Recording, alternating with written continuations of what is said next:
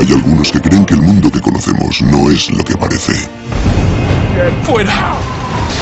Que el demonio es real y que estamos en medio de una guerra épica que nos ha declarado.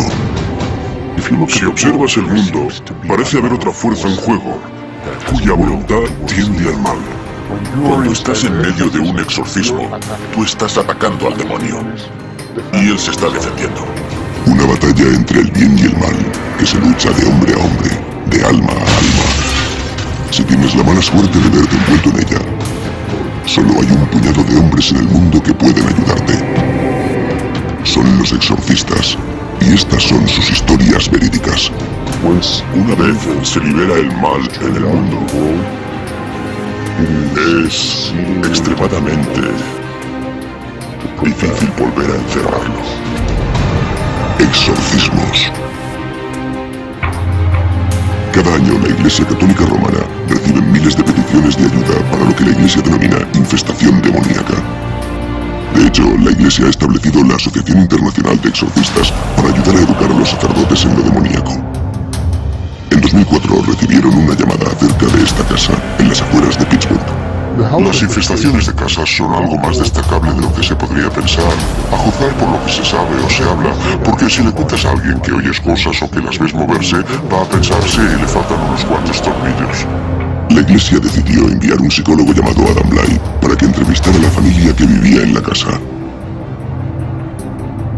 Adam es uno de los pocos miembros auxiliares laicos de la Asociación Internacional de Exorcistas. Adam es un gran regalo, un hombre bendito y de mucho talento. Es un laico formado en psicología, sabe de teología, es una persona espiritual que no teme al maligno. Adam ha participado en docenas de exorcismos, pero es consciente de que lidiar con el escepticismo es parte de su trabajo. Creo que es completamente racional y razonable pensar que las posesiones y la realidad demoníaca son tonterías medievales, por decirlo así. Sin una experiencia directa de algo así de extraordinario, creo que es racional y natural llegar a la conclusión de que no es real. Adam tuvo esa primera experiencia extraordinaria en casa de Bobby Cranmer. Y a raíz de entonces, los dos se hicieron amigos. Con lo que pasamos aquí, el sacerdote con el que trabajamos y mi relación con Adam en particular, el encontrarme de nuevo con él y el hecho de que haya venido, hay cierta camaradería entre nosotros, porque yo sé que él sabe lo que pasó aquí. Lo que ocurrió aquí fue lo que la Iglesia Católica denomina infestación demoníaca. Tradicionalmente hay tres niveles de problemas demoníacos. Infestación, que se da cuando un demonio está activo en un lugar o espacio. Opresión, que ocurre cuando se ha concentrado en una persona concreta. Y posesión, cuando esa persona ha permitido que el demonio tome el control de su cuerpo. La infestación es el tipo de problema demoníaco más común al que tenemos que responder. La infestación consiste en ataques y posesiones de cosas materiales, casas y lugares. He rezado en casas en las que se han oído cosas, se han movido objetos, hace frío, hay olores, hay huellas, como si esos espíritus se adueñaran de la casa. Normalmente lo que pasa es que ahí ha tenido lugar una importante actividad demoníaca, sesiones de espiritismo, adoración satánica, tal vez se hayan cometido asesinatos o crímenes, de modo que el maligno, como si fuera un guante, acude y posee ese lugar. Esta casa en particular había tenido a Bob Cranmer hechizado desde que era niño. Crecí en esta zona, y desde que era un niño, más o menos a principios de los 60, siempre me ha fascinado esta casa en particular. No me daba miedo en absoluto, estaba intrigado. Quería saber lo que estaba pasando dentro. Quería saber quiénes eran las personas que vivían en ella, qué hacían. Bob estaba casado y con hijos cuando regresó a Pittsburgh tras una larga ausencia y se enteró de que la casa de sus sueños de la infancia estaba a la venta. La primera vez que cumplí mi sueño de entrar en la casa fue cuando fui a verla para comprarla. Compramos la casa, nos mudamos, teníamos 4 niños pequeños y nos instalamos. Todo iba bien al principio. Llevábamos como unas 6 semanas en la casa y mi mujer y yo empezamos a notar que algo no iba bien. Algo extraño pasaba en la casa.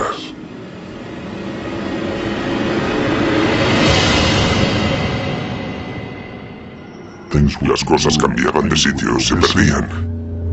Un área de la casa parecía especialmente activa. El armario en la base de las escaleras. Hay una lámpara en el armario con una cadena. Cuando volvía a casa por la noche y abría el armario, la cadena estaba o bien enrollada alrededor de la bombilla, o bien meticulosamente enrollada alrededor de una de las cadenitas que sujetan la bombilla. Así que hicimos una pequeña prueba. Me dije, vale, cierra la puerta.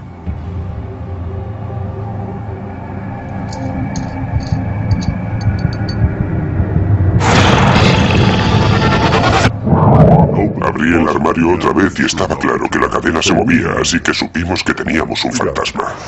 Uno de los niños del barrio nos dijo, ¿vivís en esa casa? Es un poco siniestra. Y le contestamos, sí, está encantada. Nadie nos creía. Los invitábamos a pasar la noche y ninguno de ellos volvía. Es muy importante entender la diferencia entre la presencia de un espíritu humano y la presencia del demonio que llamamos infestación. Desde una perspectiva católica, la presencia de un espíritu humano es un alma del purgatorio que manifiesta su presencia. La infestación demoníaca es destructiva.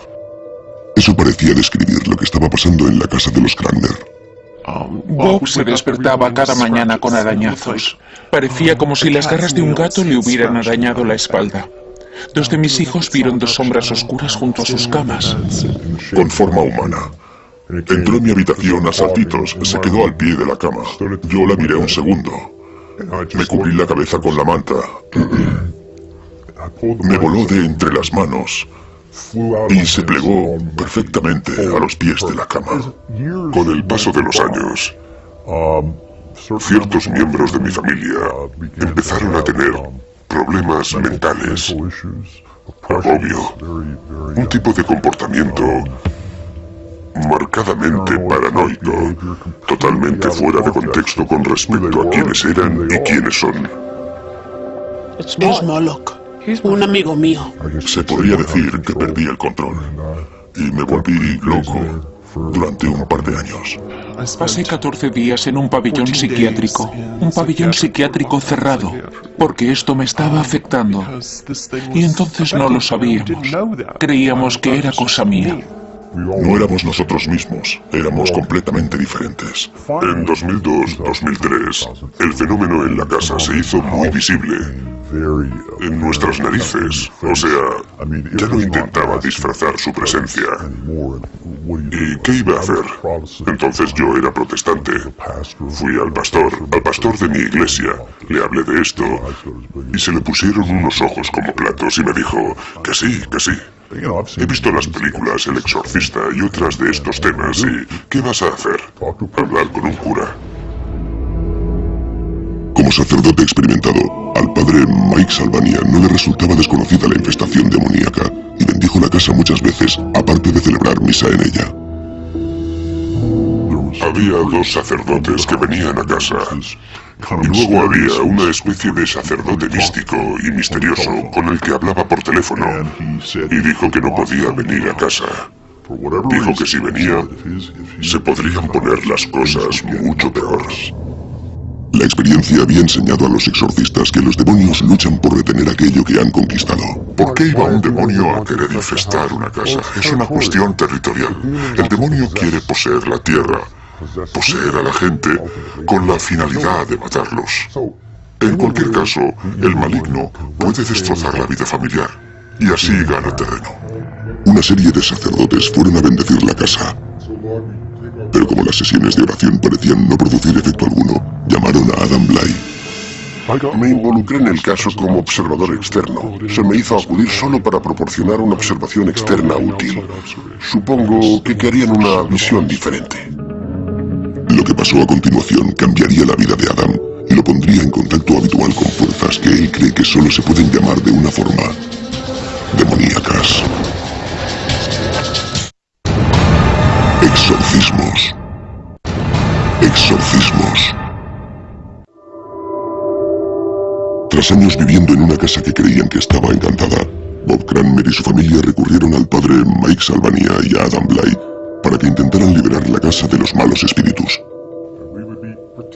Pero no es tan fácil hacerlo como decirlo. Estar envuelto en la demonología, estar envuelto en un trabajo con gente que se ha visto involucrada en lo demoníaco es complicado. Al principio te sientes como un detective. Intentas averiguar qué es lo que ha pasado, qué sigue oculto, qué secretos se guardan. El padre Mike y Adam recorrieron la casa bendiciendo cada estancia. Señor, tomamos tu agua bendita y tu sal bendita. El agua bendita es un sacramental muy poderoso. La utilizamos durante los exorcismos porque parece causar dolor a los demonios y obligarlos a obedecer órdenes. Pero en lugar de cooperar, los demonios parecían contraatacar. Las paredes empezaron a rezumar sangre. Empezó arriba, en la escalera, a mi derecha, y progresivamente fue bajando del segundo piso al primer piso, y de hecho se veía lo que parecía ser sangre roja, que se volvía marrón al secarse, bajando por las paredes. Tengo fotos de ella. También la hice analizar en un laboratorio para saber qué era, y no estaban seguros de lo que era realmente. Eso ocurrió un día o dos después de bendecir la casa y haberla rociado con agua bendita. El demonio siempre le da la vuelta a las cosas, así que era una forma de mostrar profanación. Su versión era rociar las paredes con sangre. En una semana, las cosas se pusieron peores que antes de la bendición. El fenómeno se volvía más siniestro cada vez que se producía, y en realidad, gran parte se centró en estas dos habitaciones. Hubo una temporada de probablemente unos 7 meses, durante la que desocupamos completamente estas habitaciones.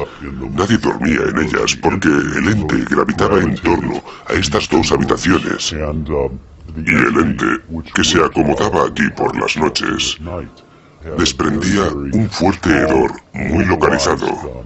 Según recuerdo, era una combinación entre goma quemada y azufre. Yo también experimenté eso, fue la primera vez. Es muy inquietante, es como una aglomeración de olor horrible que se mueve. Por él, con él y en él. Continuaron las sesiones de oración, pero las condiciones en la casa de los Cranmer no mejoraron. Estábamos haciendo todo lo que podíamos desde la perspectiva religiosa y no funcionaba. De hecho, empeoraba bastante. Un exorcismo no es simplemente leer las oraciones, chasquear los dedos y la presencia desaparece. Estamos hablando de días, semanas e incluso meses de trabajo hasta poder liberar a la persona. Y a veces lo que se consigue es lo que yo llamo una tregua. A esas alturas, Bob y su familia estaban hablando seriamente de hacer las maletas e irse, pero no lo hicieron. Puede que sea por mi carácter, mi naturaleza. Realmente creo que existen el bien y el mal, y que el mal es poderoso, pero que el bien puede prevalecer a largo plazo. Y esta es mi casa. Esta siempre ha sido la casa que he querido desde que era niño. Y naturalmente no se la iba a regalar a nada ni a nadie. Fue durante estos momentos difíciles cuando Adam hizo una de sus muchas visitas a la casa y notó la presencia del mal con más fuerza que nunca. Lo que noté fue un olor horrible e incorpóreo de muerte y algo putrefacto moviéndose por la casa.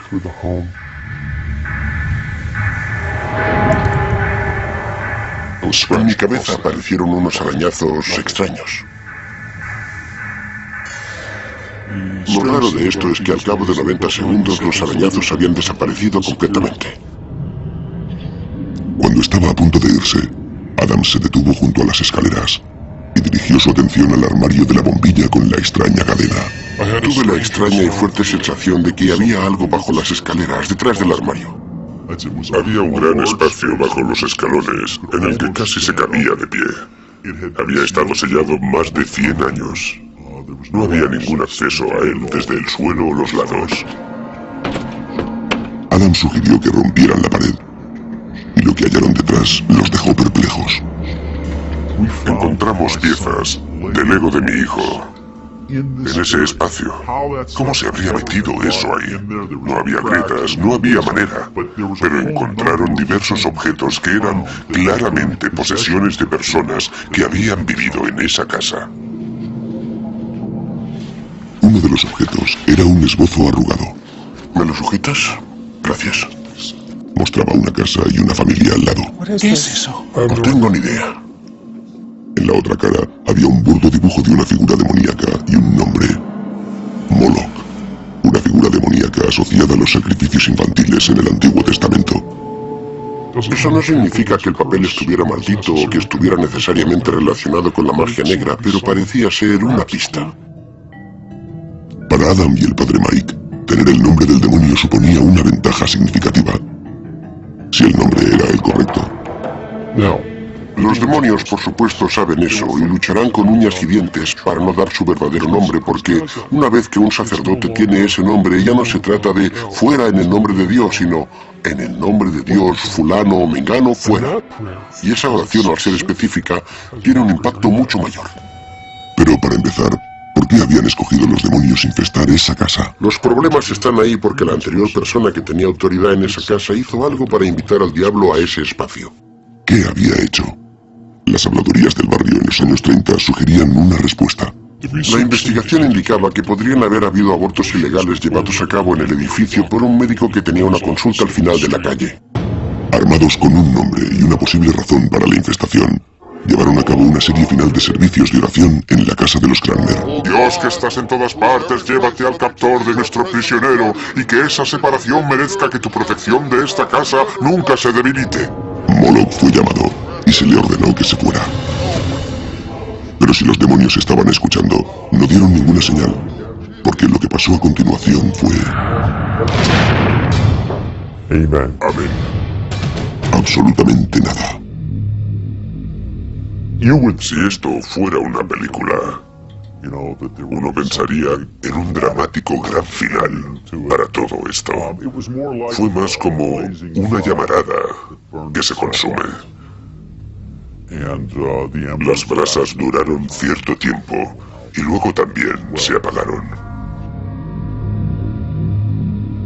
Fue como si le diéramos al interruptor y volviéramos a la normalidad. 7 años más tarde, a Adam le reconforta lo que ve y lo que siente. Tengo que decir que la sensación es de total tranquilidad. No noto ningún indicio de alerta, ni ninguna presencia de fondo, ni siquiera un rescoldo. La sensación es de que todo está bien. Puedo decir, sinceramente, que la paz y la tranquilidad que hay hoy en esta casa son genuinas. Creo que va a durar. Y más cuando miro atrás y comparo cómo era todo antes y durante la batalla. Los exorcistas dicen que una casa infestada por espíritus diabólicos es más común de lo que pensamos. Exorcismos. Exorcismos. Estoy en Los Ángeles para visitar a mi amigo Andy Kopok, un físico formado en el Instituto Tecnológico de Massachusetts, que compró una fábrica hace algunos años y está encantada. Hoy me ha pedido que vaya al edificio para que intente calmar la presencia o sacarla de allí. La compañía de Andy fabrica láseres y otros equipos de alta tecnología. Mis conocimientos son de física general, física aplicada, termodinámica, matemáticas. Inicié esta compañía en un edificio pequeño y nos quedamos sin espacio, de modo que nos expandimos y nos mudamos a este edificio. Los inquilinos anteriores se pasaron a recoger el correo que todavía llegaba aquí por entonces. El hombre entró y me preguntó, ¿cómo te va con el edificio? Y de hecho estaba nervioso cuando entró en el vestíbulo. ¿Qué quieres decir con eso? Me va muy bien. Y me preguntó, ¿no vienes por las noches, verdad? Sí, a veces. Y me dijo, ¿no has oído golpes y gritos? ¿Y ruidos? Por eso nos mudamos nosotros. Yo pensé, Debes estar de broma. Pero me preguntaba qué ruidos se oían aquí por la noche. Me preguntaba qué ruidos estaban escuchando. Es un gran polígono industrial. Claro que se oyen ruidos. Camiones entrando y saliendo. Tal vez gente buscando cosas en el vertedero. Así que puse unas grabadoras aquí en el taller. Audio de la grabación real. Tras repasar partes de la grabación, no pensé en presencias sobrenaturales, sino que alguien había entrado en el edificio. Había mucho ruido y sonaba como si todo procediera de esta habitación. Andy cambió todas las cerraduras, y como los ruidos no cesaron, decidió instalar cámaras de seguridad para grabar a los intrusos. Las cámaras registraron algo completamente inesperado. Las cámaras de seguridad grabaron movimientos en diferentes partes del edificio, y ahí no había nadie. Las cosas se movían físicamente. Yo estaba fascinado. Es increíble, estoy viendo realmente cosas que se mueven. Esto es un caramelo para la física cuántica. El siguiente paso de Andy consistió en diseñar e instalar equipos detectores de movimiento más sofisticados. Había cosas que las cámaras de seguridad no estaban grabando. Yo veía objetos moverse, pero no que los estaban moviendo. Así que construí algunas cámaras especiales, que pueden grabar en un espectro de onda más corta de luz. Cosas que nosotros no podemos ver. Había horas interminables de grabación en las que no ocurría nada. Pero de vez en cuando, la cámara ultravioleta detectaba algo. En ese momento exacto, se movían objetos. Entonces, empezamos esta investigación. Y increíblemente, había una enorme manifestación de energía que se veía en la cámara. De hecho, estamos midiendo esa energía. Estamos viendo pasar estas cosas. No se trata solo de alguien diciendo, noto algo extraño. Andy empezó a investigar lo paranormal y asistió a una conferencia en la que conoció a Adam, quien accedió a hacer una visita a la fábrica.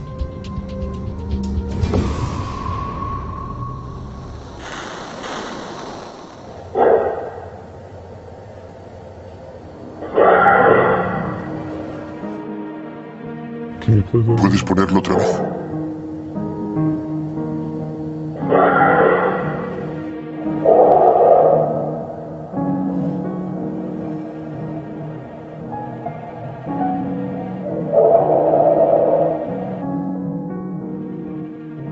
Cuando hiciste el vídeo, creo que me dijiste que el separador se cayó. ¿Podemos verlo? Por supuesto. ¿No había nadie en el edificio? No, estaba cerrado.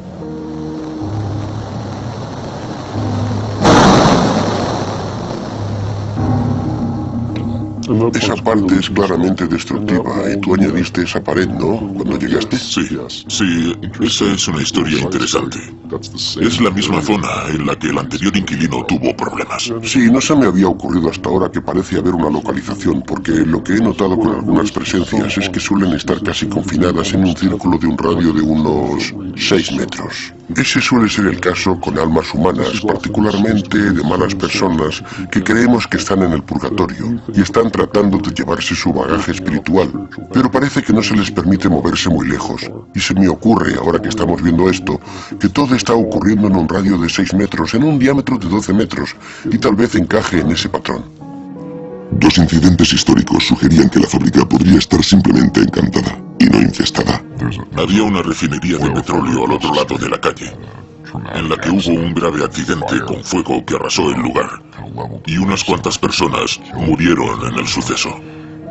Y además, en el terreno que nos rodea, había unas fosas comunes que se descubrieron cuando estaban haciendo excavaciones. Así que ahí tenemos la clásica explicación de cementerio indio para lo que estaba pasando. Para almas en el purgatorio, la iglesia recomienda oraciones y bendiciones. ¿Qué sagrado es este? Si se marchan sin oponer resistencia, es menos probable que haya fuerzas demoníacas involucradas. Básicamente recé unas cuantas oraciones pidiendo la bendición del edificio y del umbral, que es una vieja plegaria católica para una entrada, en la que se pide a los ángeles que la vigilen para que el mal no pueda cruzarla. Es una bendición muy poderosa. Nadie sabe qué estaba provocando esas perturbaciones en la fábrica. pero parecían cesar con la bendición, dejando a Andy con más preguntas que respuestas. Lo cambia todo. Cambia tu forma de verlo todo.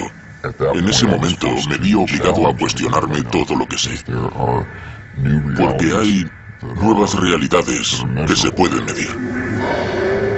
Sean cuales sean esas realidades, los humanos llevan siglos tratando de acceder a ellas, y la Iglesia cree que esa es una muy mala idea.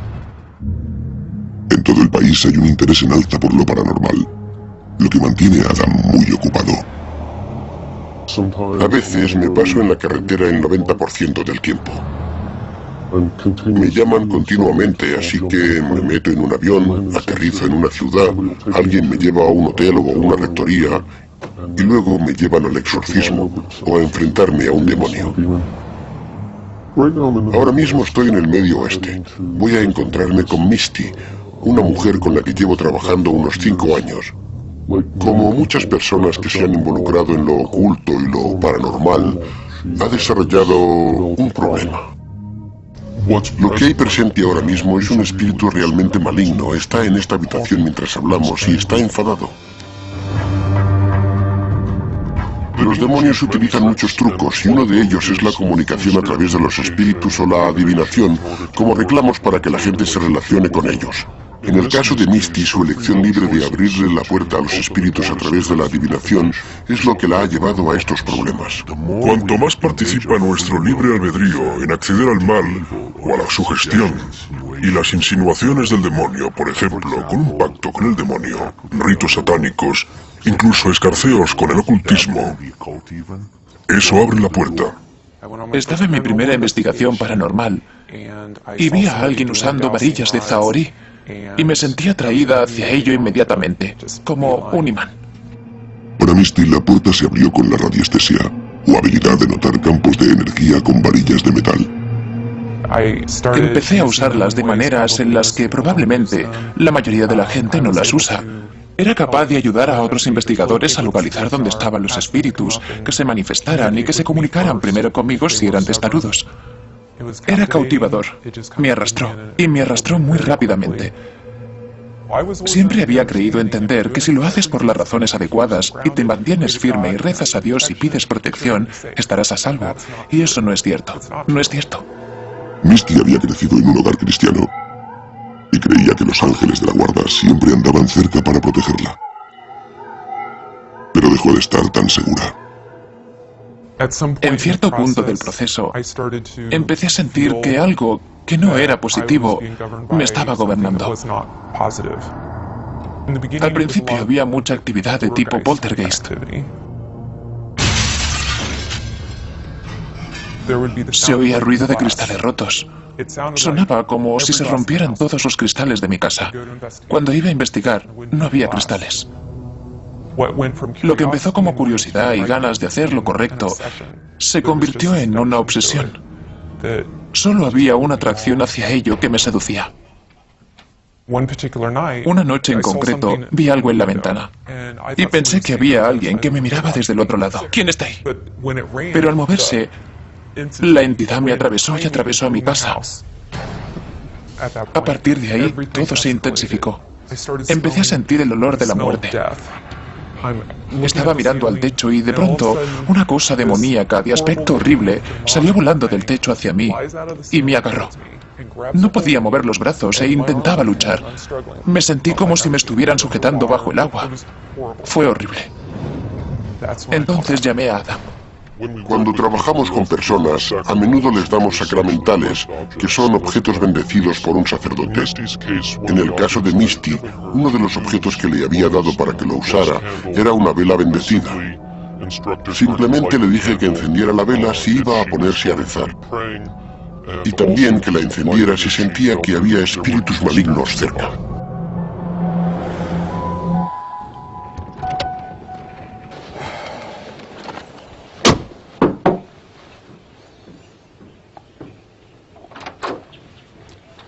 Hola, Adam. Hola, Misty. ¿Qué tal? Me alegro de volver a verte. ¿Te encuentras bien? Noto que hay algo que se sigue colando aquí. Todavía hay algo. Definitivamente noto una diferencia física. ¿Lo notas igual que aquellas cosas que se comunicaban contigo todos estos años? Sí, sí, así es. Lo que ha ocurrido, lo que me hace pensar que algo está pasando, es que utilicé la vela. ¿Qué hiciste al utilizarla? Me tumbé, encendí la vela y me di cuenta de que algo había entrado en la habitación. Les pedí a los sagrados ángeles que entraran en mí y me llenaran de inspiración y guía. En cuanto dije eso, noté la misma energía de aquella vez que me atacó físicamente. Sentí esa misma energía que me subía por los pies y lo hizo muy rápido. No perdió el tiempo. Al enterarse de los detalles, Adam se da cuenta de que Misty ha cometido un error habitual.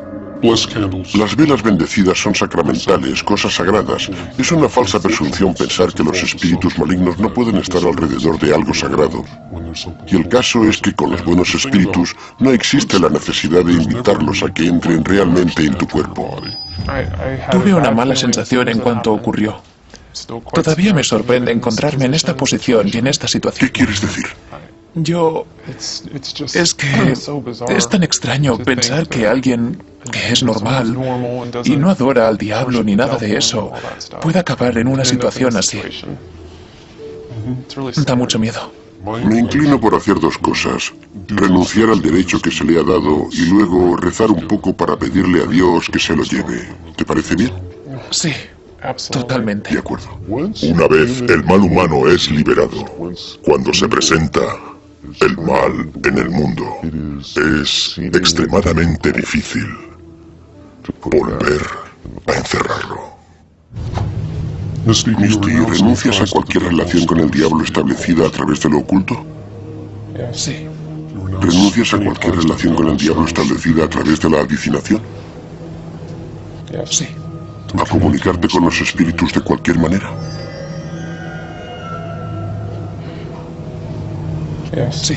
Por favor, Jesucristo, revoca cualquier derecho que el demonio tenga sobre Misty en este aspecto y en cualquier otro del que no seamos conscientes.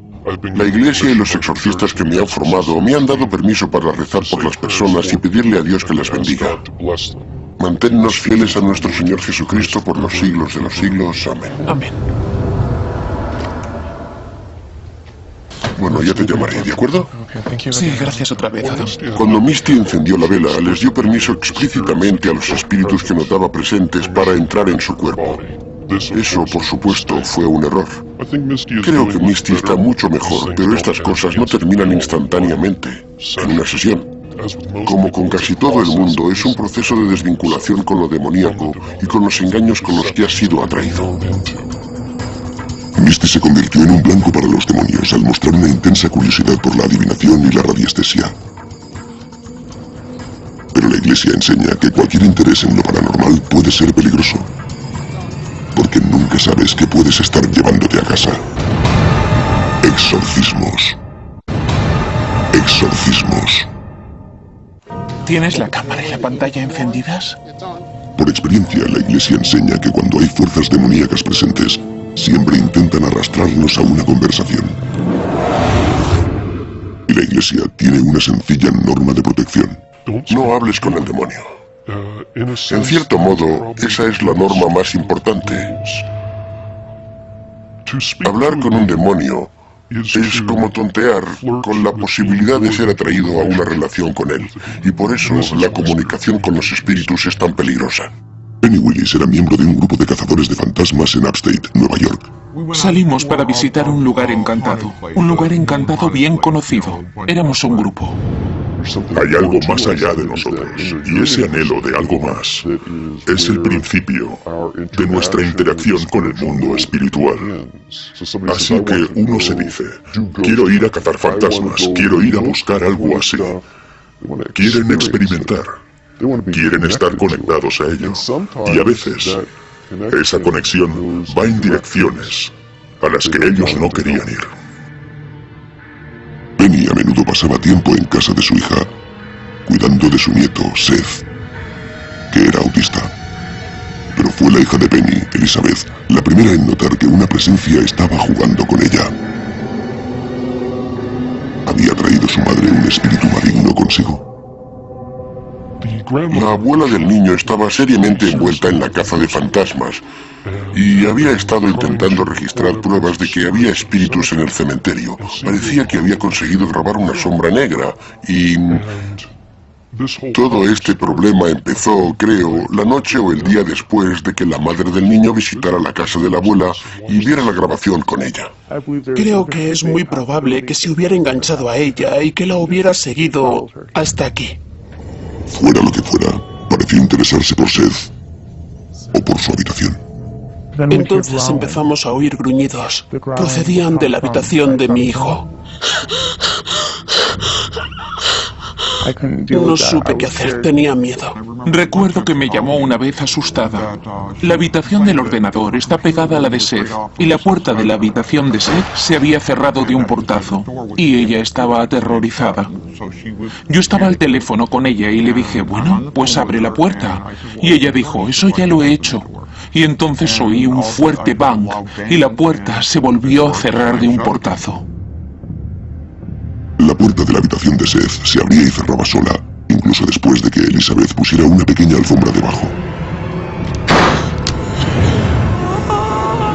El comportamiento de Seth empezó a cambiar. Tenía miedo. Se despertaba cada madrugada a las 3 gritando sin razón alguna.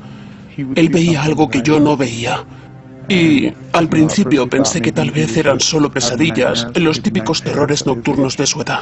Mucha gente se despierta alrededor de las 3 de la madrugada al final de un ciclo de sueño de 4 horas, pero en algunos casos la hora puede ser significativa. Las 3 de la tarde es la hora en la que Jesús murió en la cruz.